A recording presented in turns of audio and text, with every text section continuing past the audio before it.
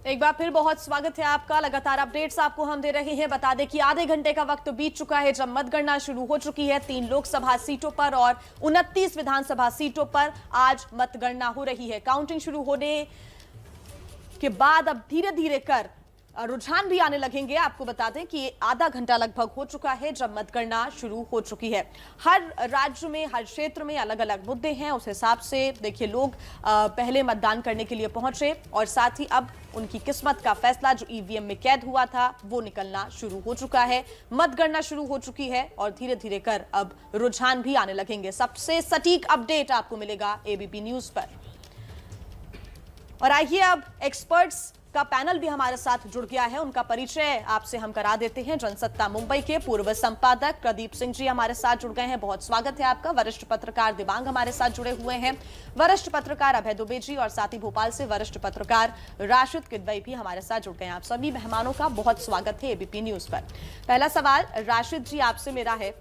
मध्य प्रदेश के खंडवा की बात करें तो यहां से नंद कुमार सिंह चौहान जी सांसद रहे, काफी सक्रिय रहे। हालांकि यहां पर मुख्य तौर पर लड़ाई हमेशा कांग्रेस और बीजेपी के बीच में ही देखने को मिली। इस बार आपको क्या हालात नजर आ रहे हैं?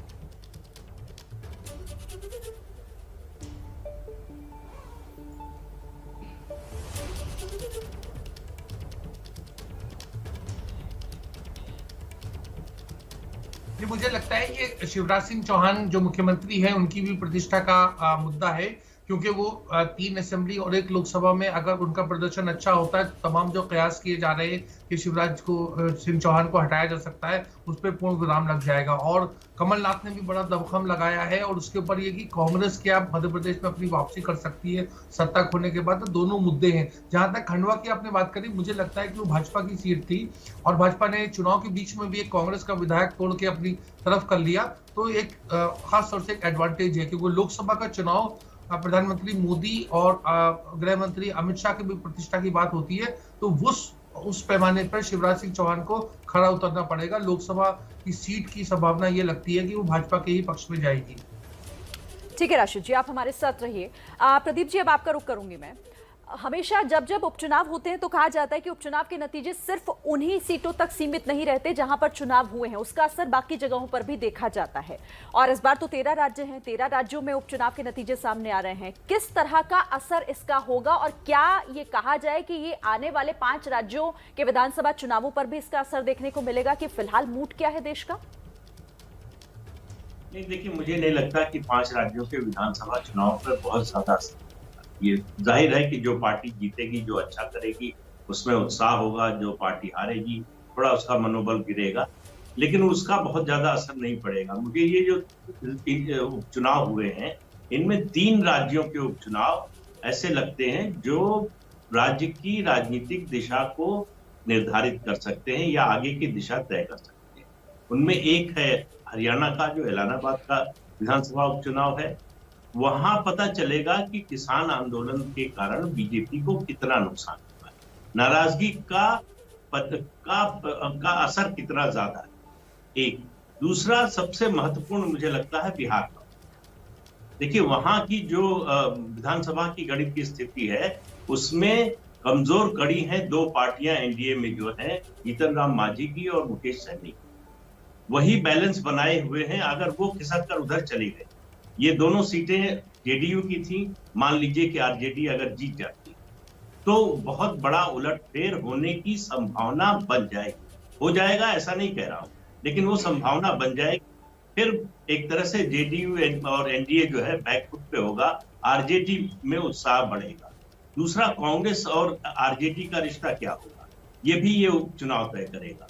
और तीसरा राज्य मुझे लगता है तेलंगाना, जहां हुजूराबाद का जो बाई इलेक्शन है असेंबली का, हालांकि एक ही इलेक्शन, एक असेंबली है, उसका सरकार पर कोई असर पर नहीं पड़ने वाला है, लेकिन वो जो ई राजेंद्र चुनाव लड़ रहे हैं, एक समय केसीआर के राइट हैंड मैन होते थे, नंबर 2 थे। क्या पार्टी छोड़कर आए, बीजेपी में शामिल हो गए, बीजेपी के उम्मीदवार के रूप में चुनाव लड़ रहे हैं। तो अगर वो जीतते हैं तो ये एक सेटबैक केसीआर के लिए होगा, क्योंकि केसीआर ने इस सीट को प्रतिष्ठा का सवाल बना लिया है कि किसी भी हालत में इनको हराना है। उनको मंत्रिमंडल से हटाया गया था, फिर पार्टी उन्होंने छोड़ दी।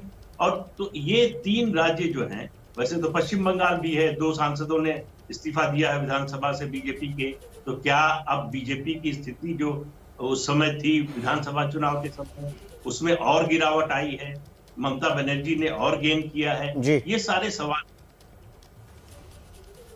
जी, दीप सिंह जी हमारे साथ जुड़े हुए हैं, हमारे साथ वरिष्ठ पत्रकार देवांग भी जुड़े हुए हैं और हमारे साथ अभय दुबे भी वरिष्ठ पत्रकार जुड़े हुए हैं। अभय दुबे जी का रुख कर लेते हैं। अभय दुबे, जिस तरह से किसान आंदोलन की चर्चा देश से लेकर अंतर्राष्ट्रीय स्तर पर हुई और इतने बड़े स्तर पर हुई कि इस पर टूल किट का भी इजाद हुआ, क्या ये विधानसभा चुनाव किसान आंदोलन पैन इंडिया नहीं है, इस पर मोहर लग जाएगी? क्योंकि इसका असर हरियाणा के अलावा बाहर हम देख रहे हैं, हरियाणा पंजाब के अलावा ज़्यादा नहीं है।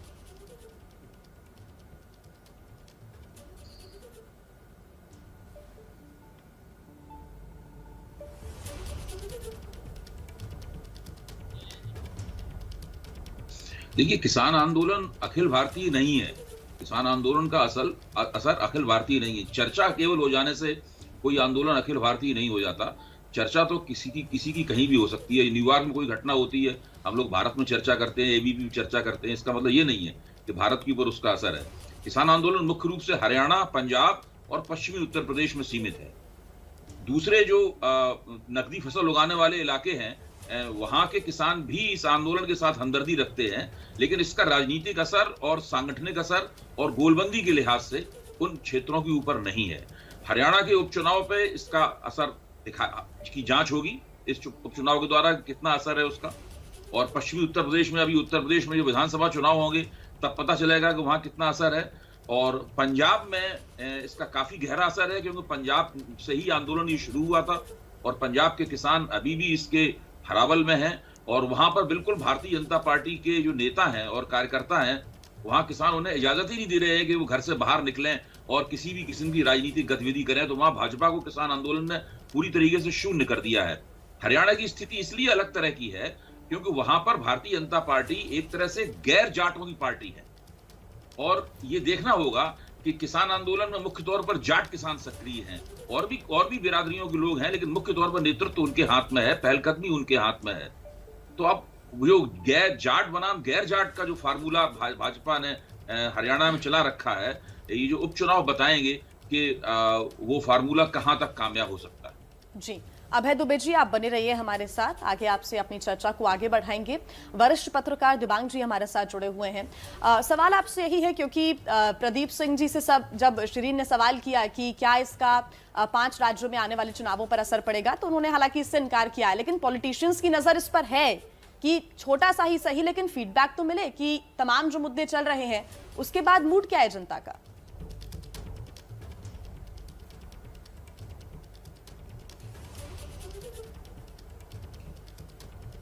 जी हाँ, बिल्कुल आप सही कह रहे हैं। और देखिए, इसका असर जरूर पड़ेगा। और मैं बात कर रहा हूँ यहाँ जो हरियाणा में जो चुनाव हो रहा है ऐलनाबाद में, अकेले उम्मीदवार थे INLD के अभय चौटाला, उन्होंने इस्तीफा दिया। लगातार कहा गया कि जो किसान आंदोलन है मुट्ठी भर लोग कर रहे हैं, ये लोग कम्युनिस्ट पार्टी से जुड़े हुए हैं, ये लोग राष्ट्र विरोधी हैं, ये कांग्रेस के उकसावे में आके कुछ लोग कर रहे हैं, किसानों से इसका कोई मतलब नहीं है, किसान तो अपनी खेती कर रहा है, इन लोग यहाँ आंदोलन कर रहे हैं। तो एक बहुत बड़ा जवाब मिलेगा इस बात का। मार्जिन को देखा जाए, अगर वहां पर गोपाल कांडा के भाई वहां पर लड़ रहे हैं, तो कैसा मार्जिन होगा, क्या लोगों का मूड रहता है, वो किसानों का मूड रहता है, वो उससे एक बहुत बड़ी आवाज निकलेगी जिसकी गूंज आपको सुनाई देगी। पंजाब के चुनाव में, मेरे ख्याल से पंजाब के चुनावों के लिए ये एक तरीके से बहुत बड़ा लिटमस टेस्ट होगा। पश्चिमी उत्तर प्रदेश में जो इलाके हैं खेती के बहुत बड़े, उन पर यहाँ पर बड़ी इस पर गूंज दिखाई देगा। मुझे लगता है कि ये बहुत महत्वपूर्ण है ऐलनाबाद का चुनाव उस हिसाब से। ये दूसरी बात है कि आगे यहाँ पर कांग्रेस और INLD राज्य में कैसे चलते हैं, वो एक दूसरी बात है, मैं उसको छोड़ देता हूँ। बड़ी एक व्यापक तस्वीर देखें तो वो एक बहुत महत्वपूर्ण होगा। बात ये भी हुई कि किस तरीके से हजूराबाद में जो चुनाव हो रहा है, एक ऐसे उम्मीदवार रहे एटला राजेंद्रन, जिन्होंने स्वास्थ्य मंत्री रहते हुए उनकी कंपनी ने वहां लैंड ग्रैब किया। लैंड ग्रैब में वो दोषी पाए गए। दोषी पाए जाने के बाद उनको मंत्रिमंडल से निकाला गया। ऐसे दोषी को, ऐसे आरोपी को बीजेपी टिकट देती है, चुनाव लड़वाती है, तो क्या उसकी जीत बड़ी जीत मानी जाएगी बीजेपी की? ये एक सवाल होगा। ये सवाल ये भी होगा क्योंकि आप लोग चर्चा में कर रहे हैं कि सवाल ये भी होगा कि जी। क्या इस तरह के उम्मीदवारों को टिकट दी जानी चाहिए जिन पर ऐसे आरोप हों, सिर्फ इसलिए क्योंकि वो अच्छे उम्मीदवार हैं, पर चूंकि उन पर वो लगी हुई है, आरोप लगे हुए हैं, तो क्या उनको टिकट मिलनी चाहिए? मैं ठीक है। संक्षेप में बोल दूं कि मुझे लगता है कि तारापुर का चुनाव बहुत इंटरेस्टिंग होगा भोपाल बिल्कुल, और में, उसके जहां हम नतीजे देखें क्या कि रहेंगे ये काफी अरुण कुछ कुमार भी तय साहब को करेगा। उन्होंने खड़ा किया। ठीक है दिबांग, आप हमारे साथ रहिए, हम फिर से आपके पास लौटेंगे। सभी खास मेहमान हमारे साथ बने हुए, लेकिन अब ग्राउंड जीरो पर जाने का वक्त हो गया है। कुछ खास संवाददाता अलग अलग जगहों से हमारे साथ बने हुए हैं। हमारे साथ निधि श्री हैं जो कि दरभंगा में बताएंगे क्या कुछ फिलहाल वहां पर चल रहा है। साथ ही हमारे साथ जयपुर से मनीष शर्मा भी जुड़े हुए हैं और भी जगहों का हम रुख कर लेंगे। पिंकी राजपुरोहित भी मेरे साथ बेंगलुरु से हैं, लेकिन अब पहले जयपुर चलते हैं। मनीष, अगर राजस्थान की बात करें, 2 विधानसभा सीटों के उपचुनाव यहां पर हुए हैं और जिनके नतीजे आज आने हैं, लेकिन राजस्थान में किस तरह से कुछ ठीक सरकार में नहीं चल रहा, वहां पर नेतृत्व परिवर्तन की सुगबुगाहट भी लगातार होती रही है और आपसी झगड़े से भी जूझ रहे हैं अशोक गहलोत। फिलहाल क्या अपडेट वहां से, और आज इन चुनावों को किस तरीके से देखा जा रहा है, इन नतीजों को? जी बिल्कुल शिरीन, अगर पूरे राजस्थान की हम बात करें तो ये दोनों उपचुनाव जो है ये खासतौर पर मेवाड़ के इलाके में है। मेवाड़ वो इलाका माना जाता है जो बीजेपी का गढ़ है।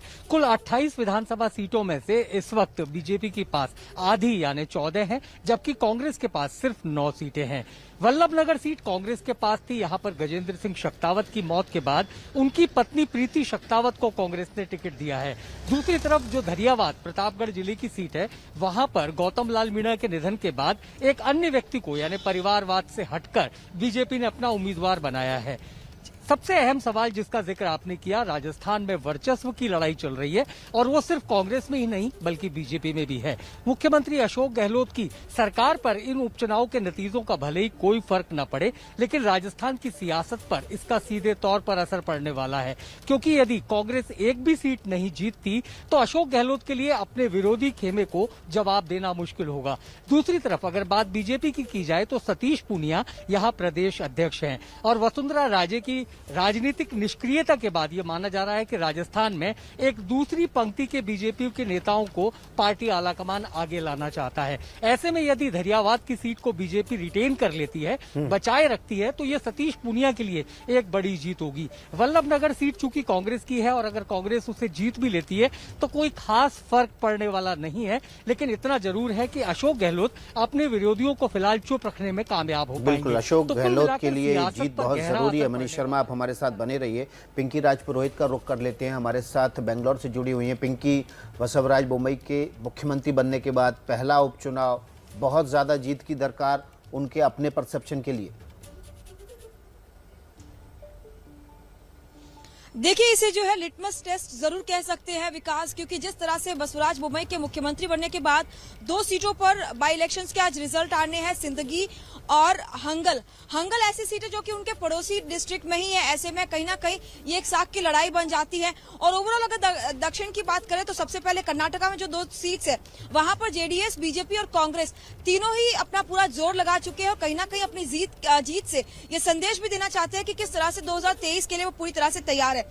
आंध्र प्रदेश की अगर बात करें तो यहाँ पर भी बडवेल सीट पर चुनाव हुए थे, जहां पर वाईएसआरसीपी के पास ये सीट थी और अब जो है टीडीपी और वाईएसआरसीपी दोनों आमने सामने। लेकिन सबसे इंटरेस्टिंग मुकाबला अगर दक्षिण भारत में कहे तो वो हुजूराबाद है, जहां पर एटेला राजेंद्र, जिन पर लैंड ग्रैबिंग का आरोप लगा था और टीआरएस ने जिसे निकाल दिया था, वो बीजेपी ज्वाइन करते हैं। तो कहीं ना कहीं जो इस सीट पर एक फॉर्मर टीआरएस नेता और एक जो है रिसेंट जो प्रेजेंट टीआरएस नेता, उन दोनों के बीच में ये मुकाबला है। केसीआर ने इस लड़ाई को जो है एक अपनी पर्सनल लड़ाई के तौर पर इसे लड़ा है और ऐसे में क्या वहां के जो लोग हैं, हुजूराबाद के जो लोग हैं, क्या वो एटेला राजेंद्र को चूज करेंगे सिर्फ इसलिए क्योंकि वहां पर वो काफी पॉपुलर चेहरा रहे हैं, या फिर एक बार केसीआर की पॉपुलैरिटी को देखते हुए उन्हें जो है सत्ता से बाहर करेंगे? तो कहीं ना कहीं ये जो सीट है इस पर काफी ज्यादा निगाहें टिकी हुई है हर किसी की, क्योंकि हमने देखा था हैदराबाद में भी बीजेपी ने किस तरह का प्रदर्शन किया था जीएचएमसी इलेक्शन में। तो हुजूराबाद में अगर बीजेपी जीत जाती है तो कहीं ना कहीं हौसले जो है वो काफी बुलंद हो जाएंगे आने वाले विधानसभा चुनाव के लिए। जी बिल्कुल, जो ये सवाल आपने उठाए हैं पिंकी, इनका जवाब कुछ ही देर बाद हमें मिलने भी लगेगा, रुझान आने भी लगेंगे, क्योंकि लगभग 45 से 46 मिनट का वक्त हो चला है जब मतगणना शुरू हो गई है। एक बार फिर बहुत स्वागत है आपका। महाकवरेज एबीपी न्यूज पर लगातार जारी है और कुछ ही देर बाद रुझान भी आने लगेंगे। सबसे पहले अपडेट आपको हम पहुंचाएंगे। साथ ही आपको बता दें कि हर मिनट हर पल की जानकारी आप तक हमारे सहयोगी पहुंचा रहे हैं। दरभंगा का रुख कर लेते हैं। निधिश्री हमारे साथ मौजूद है। निधिश्री, कोई अंदर से खबर मिली है क्या? कोई रुझान अब तक?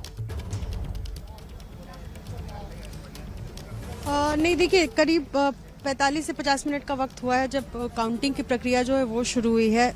3 लेयर में यहाँ पर सुरक्षा जो है वो लगाई गई है, इसलिए भी क्योंकि लगातार अगर आप विपक्ष की बात करें, तेजस्वी यादव की बात करें, तो वो आक्रामक दिख रहे हैं। कल शाम ही वो कुशेश्वर स्थान जो है वो पहुंचे। उन्होंने कहा कि एनडीए के बारे में उन्होंने जिक्र करते हुए कहा, खासतौर पर जेडीयू के बारे में, कि कोई भरोसा नहीं है, कभी भी धांधली या हेराफेरी हो सकता है। और इस वक्त अगर मैं आपको यहाँ की तस्वीरें दिखा सकूं, चूंकि पुलिस का भारी बल जो है वो यहाँ तैनात किया गया है। उम्मीद है कि थोड़ी देर में जो है रुझान आने शुरू हो जाएंगे और उसके बाद दिन चढ़ने के साथ साथ वो नतीजे में परिवर्तित होंगे। देखिए दोनों ही सीटें इस बार जो है वो बहुत मायने रखती हैं बिहार के लिए, क्योंकि अच्छा निधिश्री, मैं आपको यहाँ पर रोकना चाहती हूँ। देखिए अब अपडेट भी आना शुरू हो गया है और मंडी की अगर हम बात करें, क्योंकि वहां पर भी मुकाबला बेहद दिलचस्प है और यहाँ पर ये बताया जा रहा है कि प्रतिभा जो है वो आगे चल रही है। ये बड़ी खबर है और बड़ी खबर इसीलिए क्योंकि यहाँ पर एक परिवार, वीरभद्र सिंह की परिवार की साख यहाँ पर है। कांग्रेस की प्रतिभा सिंह मंडी लोकसभा सीट से आगे चल रही है। प्रतिभा सिंह बीजेपी उम्मीदवार से 2000 वोटों से आगे चल रही है। पूर्व सीएम वीरभद्र सिंह की पत्नी है प्रतिभा सिंह और इसीलिए ये सीट बहुत महत्वपूर्ण हो जाती है। यहाँ पर जिस तरह से कांटे की टक्कर बताई जा रही थी, बीजेपी उम्मीदवार से आगे चल रही है प्रतिभा सिंह, कांग्रेस की उम्मीदवार। हिमाचल प्रदेश की मंडी लोकसभा सीट रामस्वरूप शर्मा के निधन के बाद खाली हुई थी। यहां से कांग्रेस ने अपने उम्मीदवार पूर्व मुख्यमंत्री वीरभद्र सिंह की पत्नी को उम्मीदवार बनाया था। रुझान जो शुरुआती आना शुरू हुए हैं उसमें वे आगे चल रही हैं। जयराम ठाकुर के लिए ये बहुत ही ज़्यादा साख वाली सीट है। उन्होंने पूरा दमखम लगाया था, मुख्यमंत्री हैं, उनका अपना गृह जिला है। आगे क्या होगा, इस रुझान के बाद नतीजे किसके पक्ष में आएंगे, इस पर नजर होगी। कोई भी अपडेट सबसे पहले पूरे उपचुनाव से जुड़ा हुआ सिर्फ एबीपी न्यूज पर।